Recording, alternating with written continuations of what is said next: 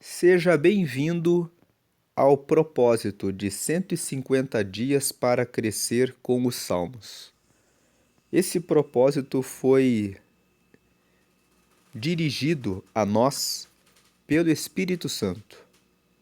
O Espírito Santo colocou em nosso coração que a leitura e a reflexão com a meditação no livro dos Salmos permite um relacionamento mais profundo com Deus, porque o livro dos Salmos, ele é formado por uma coletânea de 150 textos.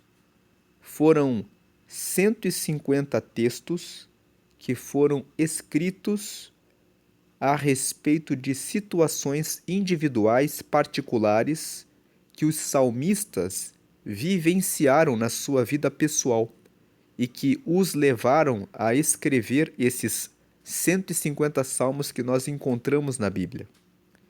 Então, cada salmo que você abre traz uma experiência que aquele salmista viveu na vida particular e como ele enfrentou uma situação da vida. Quando nós lemos os salmos, nós temos acesso a uma riqueza da vida, porque o livro dos Salmos fala a respeito de muitas situações que todos nós passamos ao longo da nossa vida. Nós passamos por momentos em que pensamos: será que Deus existe? E quando nós estamos refletindo se Deus existe, o livro dos Salmos apresenta respostas para nós. Você abre, por exemplo, o Salmo 19, e o Salmo 19 fala que os céus declaram a grandeza de Deus, e o firmamento nos revela a glória das suas mãos. Um dia faz declaração a outro dia, e uma noite faz declaração a outra noite. Sem linguagem, os astros mostram para nós que Deus está no céu.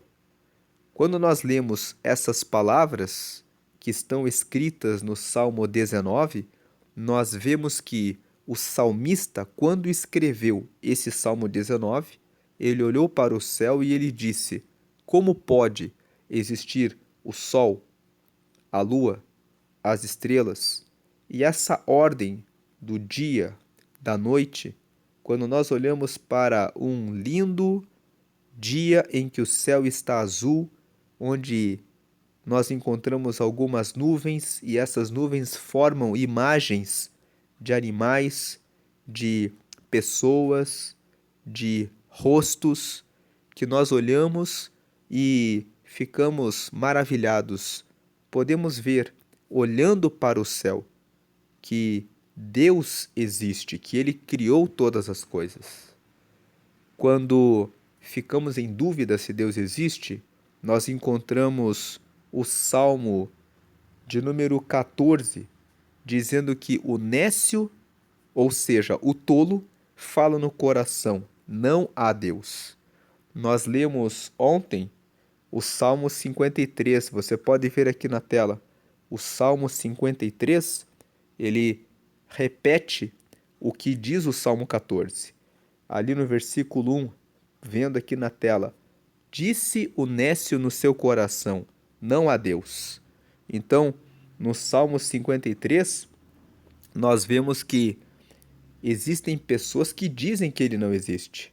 Mas o salmista que escreveu o Salmo 14 e também o Salmo 53, eles nos falam: quem pensa assim é um nécio, é um tolo. Quem, ao longo da caminhada com Deus, nunca sentiu que às vezes parece que Deus não está nos ouvindo? E quando estamos nessa condição, nós perguntamos: até quando o Senhor vai ficar em silêncio? E nós encontramos no Salmo 13 essa angústia do rei Davi. Quando você abre o Salmo de número 13, você vê Davi escrevendo: Até quando o Senhor não me ouvirá? Até quando eu clamarei e não terei resposta? Para sempre? Até quando eu clamarei e os meus inimigos prevalecerão contra mim?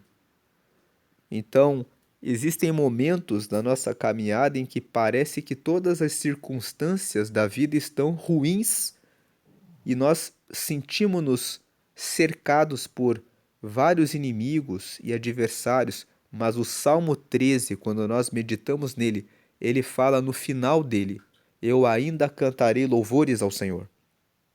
Então, o Salmo 13 revela para nós: não se preocupe se você está se sentindo assim. As pessoas podem ter essa impressão de que Deus esqueceu, abandonou, mas Deus não esquece. É garantido que ele vai se manifestar. Os salmos também nos trazem palavras de orientação. Logo que você abre o Salmo primeiro, o Salmo de número 1, o livro de Salmos já traz uma recomendação para encontrar a felicidade. O livro de Salmos começa falando como receber a felicidade. Ele fala que bem-aventurado é o varão que não anda no conselho dos ímpios, não se detém no caminho dos pecadores e nem se assenta na roda dos escarnecedores.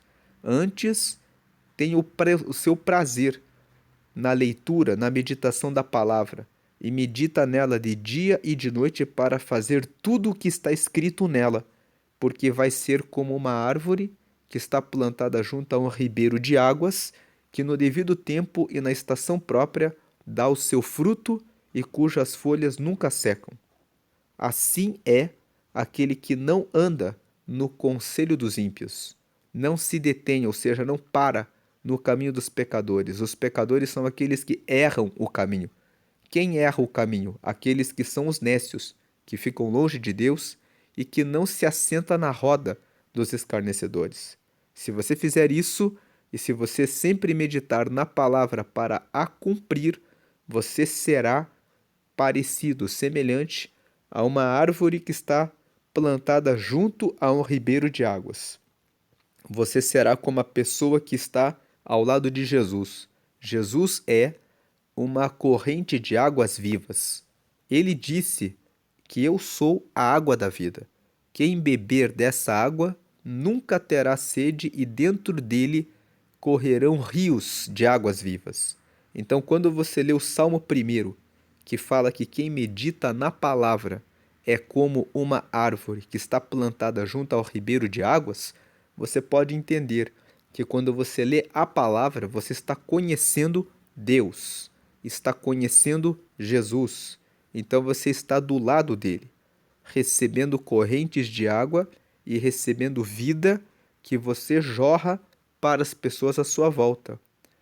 O seu marido, a sua esposa, os seus filhos, os seus pais, os seus colegas de faculdade, os seus colegas de trabalho vão receber, pelas suas palavras, pelas suas atitudes, a água da vida. E você vai ser uma árvore que vai trazer alimento para as pessoas à sua volta, que são os frutos que você vai produzir. E o Salmo 1, o de número 1, termina dizendo que os ímpios não são assim. Quem são os ímpios? Os que praticam o mal, os que seguem as suas próprias paixões, as suas próprias vontades, os que desprezam a palavra e falam: eu vou fazer o que eu quiser. Existem pessoas assim? O Salmo de número 12 fala que existem pessoas que têm as bocas e as palavras como faca e como espada. E essas pessoas dizem: a língua é nossa, nós falaremos e prevaleceremos. Então, o Salmo 12 nos traz uma revelação. Existem pessoas que falam o que querem e elas não se importam, mesmo sabendo que estão dizendo palavras agressivas, que são espadas e que cortam as outras pessoas, elas são assim e elas fazem questão de ser assim. Então, quando nós lemos o livro de Salmos, nós vamos conhecendo mais a respeito do ser humano e vamos aprendendo experiências que cada salmista teve com Deus e vamos ganhando amadurecimento e entendemos melhor a vida aqui na terra e também com Deus. Porque, por exemplo, no Salmo de número 8 está escrito: Quem é o homem para que te lembres dele? O Senhor o formou e deu o domínio de todas as coisas na terra para ele. E, embora o Senhor o tenha feito um pouco menor do que os anjos, tudo foi confiado aos homens. Isso revela o amor de Deus para comigo, para com você. Ele deu o domínio de todas as coisas da terra para nós. E isso revela como Deus é um Pai bondoso e amoroso, porque Ele criou todos os animais, todas as árvores frutíferas, todas as flores, tudo o que existe que pode causar maravilha aos nossos olhos e pode trazer alegria para nós, foi criado pela bondade de Deus para nós. Mas o livro de Salmos também revela para nós que nós muitas vezes pecamos. Já lemos o Salmo de número 51 e vimos ali na leitura que o rei Davi cometeu um adultério e um homicídio. E ele confessou a Deus esses pecados, arrependido pelo que fez. E vamos ler ainda o Salmo 73, onde Asaf fala a respeito do seu pecado da inveja, quando ele olhou para os ímpios e disse que os ímpios não obedecem a Deus, não fazem questão de ter relacionamento com Deus e parece que eles florescem e carregam o orgulho como se fosse um colar junto ao seu pescoço. E ele fala: por um pouco quase eu me desviei, mas eu entrei no templo, eu entrei no santuário e ali eu entendi que o ímpio passa. E quando você olha para onde ele estava, ele já não está mais ali. Asaf, que escreveu o Salmo 73, estava dizendo: eles acabam morrendo. E quando morrem, vão para o inferno, porque nunca estabeleceram relacionamento com Deus e não vão ter a vida eterna, não vão ter a eternidade. Então é uma tolice pensar em obter riquezas e andar nessa terra carregado de orgulho e de soberba, desprezando o pobre.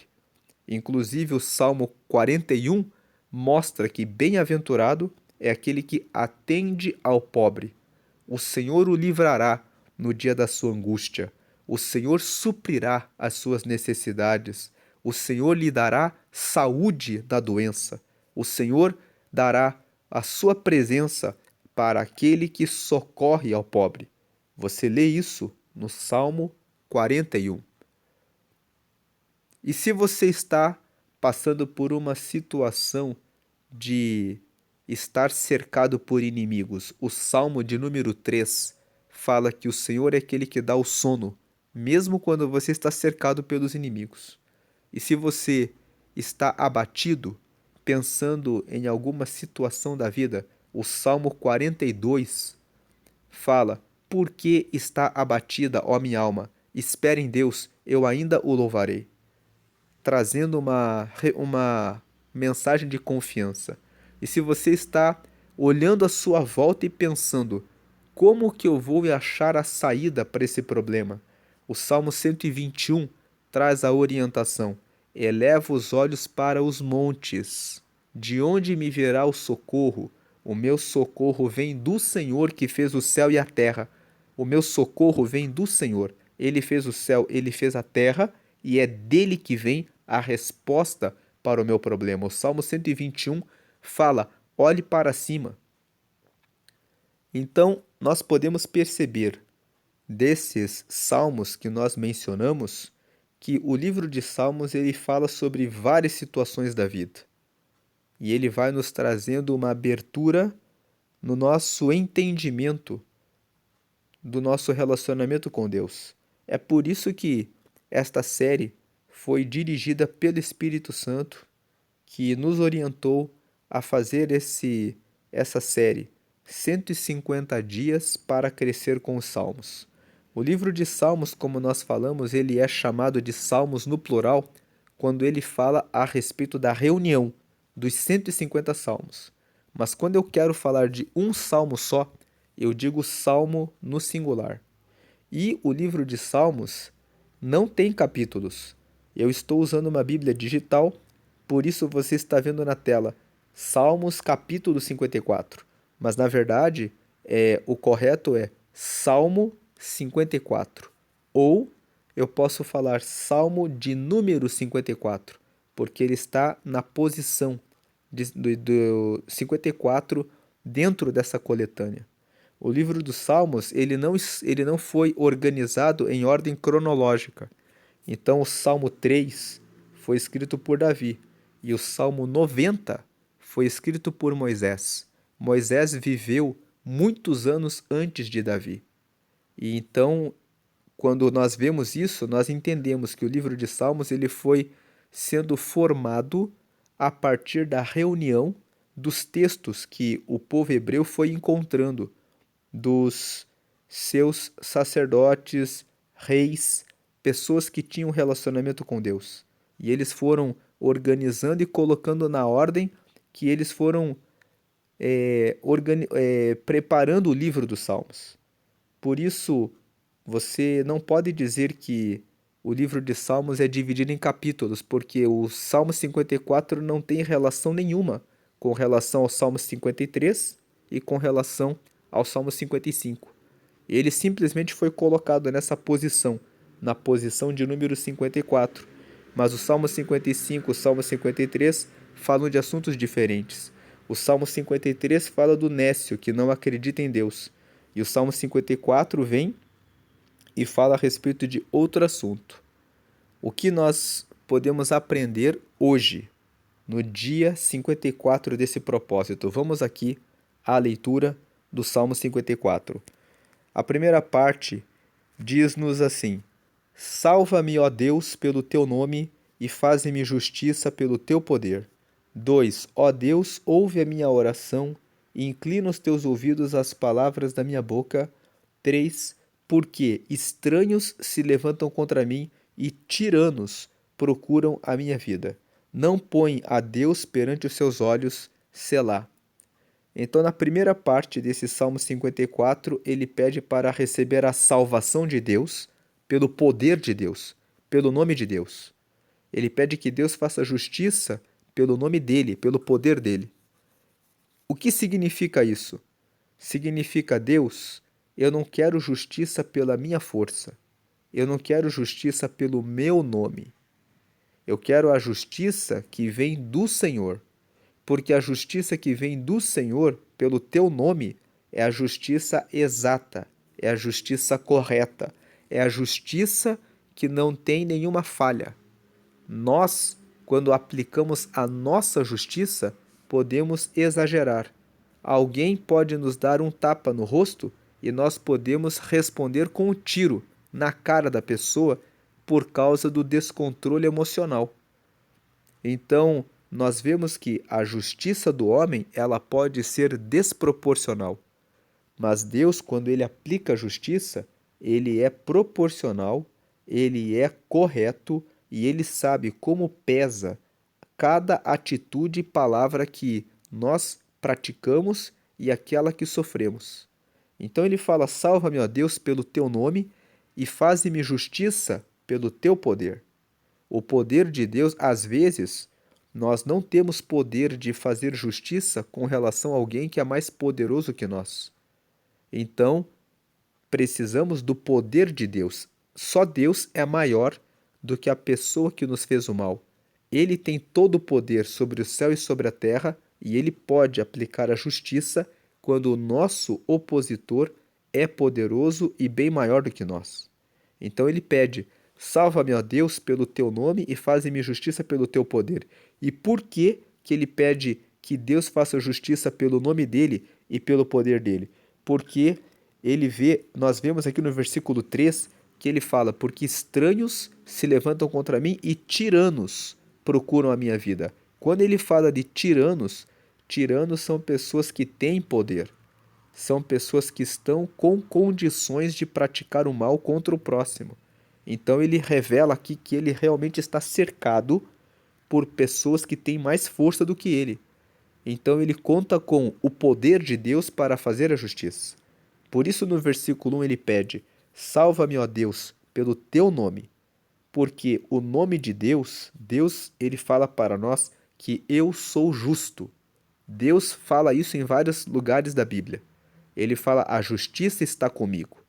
Então, quando ele pede: salva-me, ó Deus, pelo teu nome, ele está dizendo: o Senhor é justo, o Senhor está vendo, o Senhor sabe o que eu estou passando, e o Senhor fala que é justo, então que o Senhor me salve pelo teu nome, porque o Senhor é justo.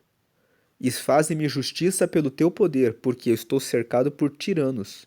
Eu preciso do poder do Senhor. Eu não tenho como ver a justiça, porque eu não tenho poder sobre eles. Versículo 2: ó Deus, ouve a minha oração, e inclina os teus ouvidos às palavras da minha boca. No versículo 2 ele pede com humildade que Deus o escute, que Deus atenda a sua oração. E aí ele diz: porque os estranhos se levantam contra mim e tiranos procuram a minha vida, não põe a Deus perante os seus olhos. São pessoas que não respeitam a Deus. E aí tem um selá. A palavra selá significa pausa. Aqui o livro de Salmos, ele é um livro de louvores. Os hebreus cantam os salmos. Então quando tem o selá, isso significa que aqui tem uma pausa na música. E essa pausa também significa que nós devemos parar e meditar naquilo que nós acabamos de ler ou que acabamos de cantar. Então aqui podemos tirar aqui que se eu estou cercado por inimigos poderosos e estou sendo injustiçado, eu devo pedir socorro para Deus, porque Deus ele é um Deus que faz justiça e ele tem poder de realizar a justiça. Então Deus é justo, então eu posso pedir para Ele. E Deus tem poder para fazer a justiça. Por mais que o meu inimigo seja maior do que eu posso pedir para que Deus realize a justiça, porque Deus tem todo o poder. Agora vem a segunda parte. Eis que Deus é o meu ajudador. O Senhor está com aqueles que sustêm a minha alma. 5. Ele pagará o mal daqueles que me andam espiando. Destrói-os por tua verdade. Então eles falam no versículo 4 que ele tem a Deus como seu ajudador. E aqui cabe uma pergunta. Você aí que está ouvindo esse vídeo, está assistindo e ouvindo esse vídeo, né? É Deus que você tem colocado como seu ajudador? Ou você tem confiado numa pessoa aqui da terra que muitas vezes faz promessas para você, que vai ajudar você, mas que na realidade não tem poder para ajudar você? Então, o versículo 4, ele fala: eis que Deus é o meu ajudador. O Senhor está com aqueles que sustêm a minha alma. Nessa segunda parte, veja, ele fala assim: o Senhor está com aqueles que sustêm a minha alma. Ele está dizendo: as pessoas que me apoiam são pessoas que estão com Deus. O Senhor está com eles. Aqui cabe uma outra pergunta: quem são os teus amigos? Quem são as pessoas com quem você anda? Porque às vezes você diz assim: eu confio em Deus, mas às vezes você está andando com pessoas que não têm relacionamento com Deus. O salmista aqui do Salmo 54, ele fala: eis que Deus é o meu ajudador, o Senhor está com aqueles que sustêm a minha alma. Deus me ajuda e o Senhor está com os meus amigos, aqueles que me apoiam. Eu estou cercado por pessoas que andam com Deus. Versículo 5: ele pagará o mal daqueles que me andam espiando, destrói-os por tua verdade. Então ele está dizendo: o próprio Deus é que vai dar a retribuição, ele vai fazer a justiça daqueles que estão me espiando. Então eu não tenho que me preocupar. Agora no versículo 6 e 7 ele termina dizendo: eu te oferecerei voluntariamente sacrifícios. Louvarei o teu nome, ó Senhor, porque é bom. 7. Porque me livrou de toda angústia e os meus olhos viram cumprido o meu desejo acerca dos meus inimigos. Veja que nos versículos 6 e 7, o salmista fala: eu vou oferecer sacrifícios, ou seja, algo que me custa. Sacrifício é algo que me custa. Tem muitas pessoas que reclamam de jejuar, de ler a Bíblia, de o pastor dizer: olha, vocês têm que estar na igreja no domingo pela manhã. Algumas pessoas dizem: logo no domingo cedo, eu quero dormir um pouco mais, é o único dia que eu tenho para dormir. Mas se o chefe ou chamasse para fazer um trabalho no domingo, você acordaria e diria: ah, vou lá fazer o trabalho. Se alguém chamasse para alguma atividade de lazer, você diria: ah, sim, vai ser ótimo. E se você fala isso, você está dizendo que o seu prazer não está em Deus. Veja que ele fala: eu te oferecerei voluntariamente sacrifícios. Eu tenho vontade, eu vou ser voluntário, eu vou me sacrificar, eu vou deixar a minha vontade porque eu amo a Deus. E eu faço questão de oferecer isso para Deus. Eu louvarei o teu nome, ó Senhor, porque o Senhor é bom. Então, se eu acordo de segunda a sábado e eu tenho um trabalho, eu preciso lembrar, eu só tenho esse trabalho porque o Senhor é bom. Ele realiza o bem e me ajuda e nos dá o bem. Então, ele é digno de receber a oferta voluntária. Porque ele me livrou de toda angústia e os meus olhos viram cumprido o meu desejo acerca dos meus inimigos. O que nós aprendemos aqui no Salmo 54 é que ele começa o salmo pedindo socorro, pedindo para Deus salvar, pedindo para Deus escutá-lo, porque ele está cercado por inimigos. Na segunda parte do versículo 4 e 5, ele fala que Deus é quem ajuda ele e os amigos dele são todos de Deus, e ele tem certeza que Deus pagará. E ele termina o salmo dizendo: eu vou oferecer, eu te oferecerei, eu vou oferecer voluntariamente sacrifícios. Ele está dizendo assim: eu já tenho, ele mostra que ele já tomou posse. Ele começa a oração pedindo socorro de Deus, mas ele já termina o salmo, no mesmo salmo, ele já fala: eu tenho certeza que logo eu vou poder oferecer o sacrifício para Deus, porque Deus é bom e ele já me livrou de toda angústia, e os meus olhos viram cumprido o meu desejo acerca dos meus inimigos. Sabe o que esse salmo está nos ensinando?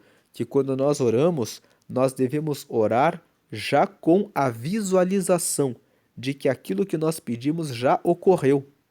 Tem muitas pessoas que oram e pensam: quando será que eu vou receber a resposta? Quando você ora e fica perguntando quando eu vou receber a resposta, você está mostrando que tem dúvida a respeito do poder de Deus. Mas o salmista aqui no 54, ele pede, ele fala: eu já tenho certeza que Deus me ajuda, eu já tenho certeza que ele vai pagar o mal dos que me fazem a maldade, e eu sei que eu já vou oferecer voluntariamente sacrifícios para Deus porque ele é bom e ele já me livrou de toda angústia e os meus olhos viram cumprido o meu desejo acerca dos meus inimigos. O que ele está dizendo para nós? Eu já vi o que eu acabei de pedir. Eu pedi para Deus uma resposta e eu já vi. Eu vou oferecer sacrifícios, eu tenho certeza que eu vou oferecer sacrifícios a Deus voluntariamente, porque eu já vi, quando eu pedi a Deus, que os meus inimigos estão derrotados. O Salmo 54 é um convite para nós orarmos e já tomarmos posse daquilo que pedimos, sabendo que quando pedimos alguma coisa para Deus, já podemos agradecer e dizer obrigado, porque o Senhor é bom e o Senhor já me deu a resposta e já me deu a vitória. É isso que o Salmo 54 nos ensina.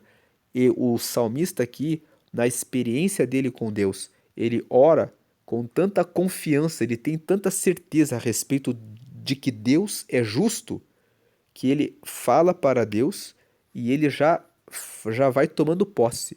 O Senhor é que é o meu ajudador, ele está com todos os que me sustêm, ele vai pagar o mal com certeza e eu já posso oferecer o sacrifício voluntário porque ele é bom e ele já atendeu a minha oração. Que você possa ter mais fé. Em Hebreus, no capítulo 11, no versículo 1, fala que a fé, ela é a certeza das coisas que nós ainda não vimos e a prova daquilo que nós estamos esperando. Quando nós temos fé, nós acreditamos que quando pedimos já recebemos, porque Deus é bom. Então, o Salmo 54 nos traz um ensinamento: como orar. Ore visualizando a resposta já dada à sua oração. Ore com fé, porque Deus, ele realmente cuida e faz justiça se você estiver sendo perseguido por pessoas que não buscam a Deus e que estão perseguindo você de maneira injusta. Essa é a meditação do Salmo 54. Deus abençoe a sua vida, hoje e sempre, grandemente. Amém. E se essa palavra falou ao seu coração e você lembrou de alguém que está passando por perseguição, compartilhou com você e não sabe o que fazer, compartilhe essa mensagem com essa pessoa, para que ela tenha certeza de que Deus está com ela, de que Deus é aquele que faz justiça, de que Deus realmente responde e ele não deixará que o mal prevaleça, porque Deus é bom. A graça e a paz de Jesus Cristo, hoje e sempre. Amém e amém.